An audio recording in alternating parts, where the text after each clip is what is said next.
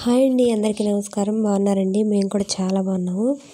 ఇంకా ఈవినింగ్ టైంలో అయితే మా అమ్మ వాళ్ళు పిల్లలు అయితే గోంగూర కోస్తున్నారు. నేనైతే వెళ్తున్నానండి. ఇక్కడ వంకాయ చెట్లు అన్నీ కోళ్ళు చూడండి, స్టార్టింగ్లో 2 చెట్లు అయితే తినేసినాయి. ఇంకా చిక్కుడుకాయలు వచ్చేసి లైట్గా అయితే వస్తున్నాయండి. మొన్న 2 సార్లు కోసానని చెప్పాను కదా. ఇంకా ఉన్న చెట్లకు కూడా కొన్ని అయితే వచ్చినాయి.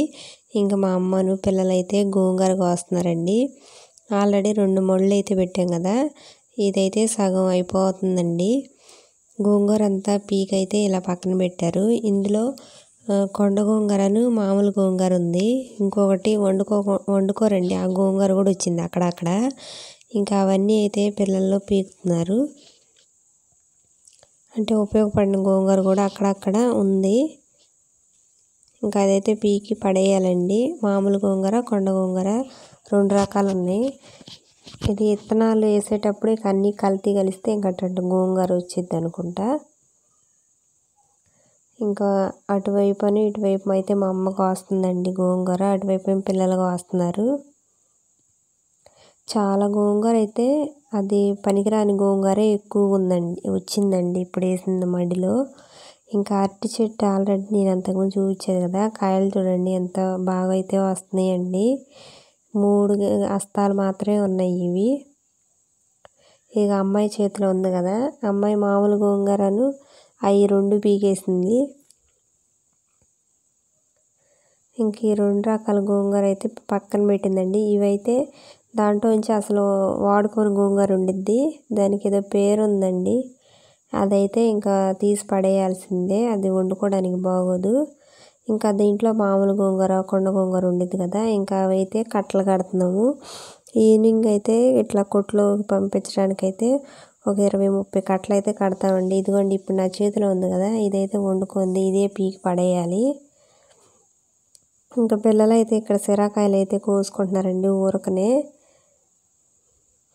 మా అమ్మాయి అయితే కట్టలు కట్టడానికి ఇంకా అక్కడ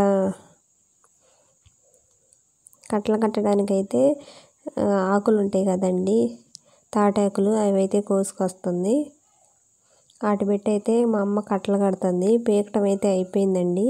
మళ్ళీ ఆ గోంగూర అంతా దాంట్లో మంచిది ఉంచి గ్రేడ్ చేసి ఆ వాడుకొని గోంగూర పడేసేయాలి. ఇంక ఇవన్నీ అయితే కట్టలు ఒక దగ్గర పెట్టి కట్టలు అయితే కడుతుందండి మా అమ్మ. అరటి మొక్కలు అయితే ఇటువైపు ఇంకో చిన్న మొక్కలు వచ్చినాయండి, బాగా అయితే వస్తున్నాయి. నేనైతే వంకాయలు కొద్దామని అయితే వెళ్తున్నాను. వంకాయలు కూడా బాగా వచ్చినాయండి. నేనైతే కొయ్యలేదు ప్రస్తుతానికి, రేపు కోద్దామని ఉంచానండి. ఆల్రెడీ ఈరోజు అయితే నేను కూర వండేసాను. అందుకని అయితే నేనేమి ప్రస్తుతానికైతే ఏం వంకాయలు కొయ్యలేదు. చెట్టు నిండా బాగానే వచ్చి ఉన్నాయండి. ఇంక ఈ ట్రిప్కి అయితే వంకాయలు అయిపోతాయి అనుకుంటా. ఇంకా మా అమ్మ వాళ్ళు అయితే కూర్చొని కట్టలు కడుతున్నారండి అక్కడే. నేను ఇంకా చికెన్ వండుదామని అయితే వచ్చాను. చికెన్ అయితే ఒక 1/2 కేజీ తీసుకున్నానండి. 1/2 కేజీ కన్నా కొద్దిగా తక్కువ ఉండిద్ది. ఇంక ఇదైతే శుభ్రంగా 2-3 సార్లు కడిగి పొయ్యినైతే పెట్టానండి. ఇందులో తగినంత సాల్ట్ పసుపు వేసి ఇట్లా ఉడకబెడతాను. కొద్దిసేపు బాగా ఉడికిన తర్వాత ఇందులో కొద్దిగా ఆయిల్, టమాటాలు, ఉల్లిపాయలు, పచ్చిమిరపకాయ, మసాలా ఇవన్నీ వేసి అయితే బాగా ఫ్రై చేస్తున్నాను. వాటర్ అయితే ఏం వేయలేదండి, ఆయిల్లోనే చికెన్ కడుగుతాం కదా, అందులోంచి వాటర్ వస్తుంది కదా, ఇంకా అదే, ఇంకేం వేయలేదు. టమాటాలు వేసాను. కొద్దిసేపు అయితే బాగా ఫ్రై చేస్తున్నానండి. ఒక నీళ్ళంతా ఏమి లేకుండా ఒక టైం అయితే పట్టిద్దండి ఇది ఉడకటానికి. లైట్గా ఉప్పు, పసుపు, ఇంకా కొద్దిగా కారం కూడా వేసి ఇంకొద్దిసేపు అయితే కొద్దిగా ఎర్రగా అయితే ఫ్రై చేసుకుంటున్నానండి. ఇలా ఎర్రగా ఫ్రై చేశాను.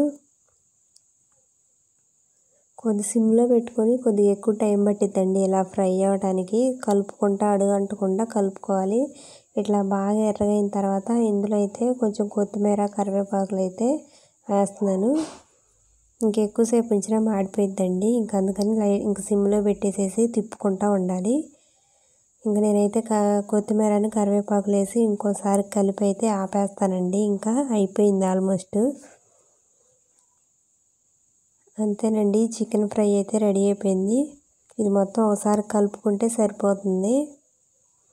స్టవ్ ఆఫ్ చేసుకోవటమేనండి. ఇంకా సింపుల్గా ఇట్లా చేసుకుంటే చికెన్ ఫ్రై చాలా టేస్టీగానే బాగుండిద్దండి.